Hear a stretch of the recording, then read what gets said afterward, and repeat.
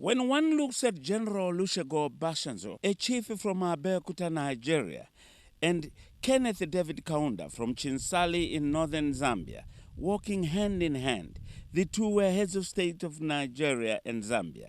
And some time back, when the late former President Robert Mugabe was at the helm of this country, their work, though ages a telling effect, the two symbolize African unity and that we are one. The two are respected former African statesmen who laid the foundation in their respective countries, Nigeria and Zambia. And they joined others to say goodbye to their colleague and comrade, former President Robert Mugabe at the National Sports Stadium in Harare.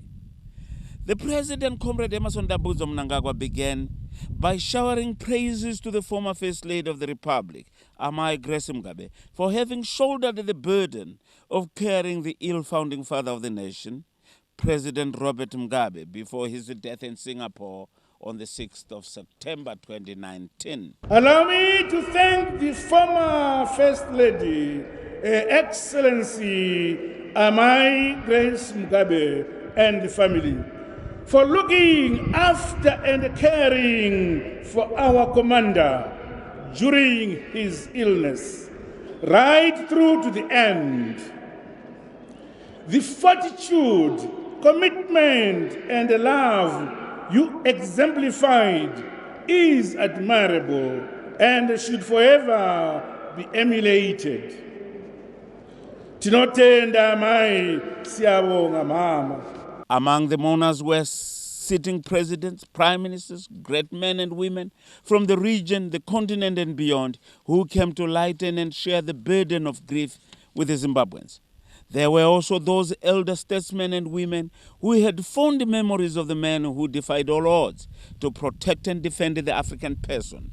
Talk of Kenneth Kaunda, Festus Mogae, Thabo Mbeki, Jacob Zuma, Simon Yoma, Ifike Punye Pohamba, Theodora Ngwema Basogo, to mention but a few. President Emmerson Dambudzo Mnangagwa said, "For generations to come, we shall continue to draw lessons from our founding fathers." May the world honor the late Comrade Mugabe by ensuring that sanctions encumbering Zimbabwe are immediately removed.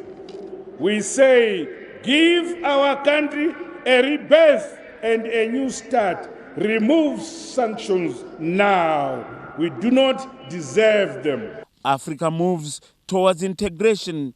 Zimbabwe will not be found wanting in playing her part in the drive to continental unity. We should constantly challenge an unfair world, opposing injustice, racism, and all forms of oppression of man by men, said President Mnangagwa. Over 365,000 Zimbabweans were resettled on land acquired through the efforts of our founding father, said the president. And we are proud owners of that resource, he said. Thanks to Comrade Robert Gabriel Mugabe and his rare breed of Pan-Africanists, nationalists, and freedom fighters, the once shackled Africa is forever free.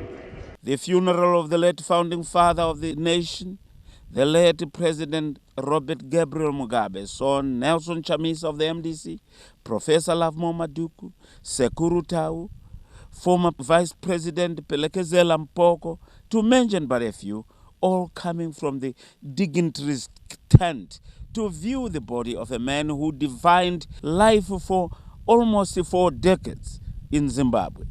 It was indeed a dignified send-off, a 21-gun salute, and the last flight past for Baba wa Taifa, Robert Gabriel Mugabe, who died at 95. Ruben Barwe in Harare.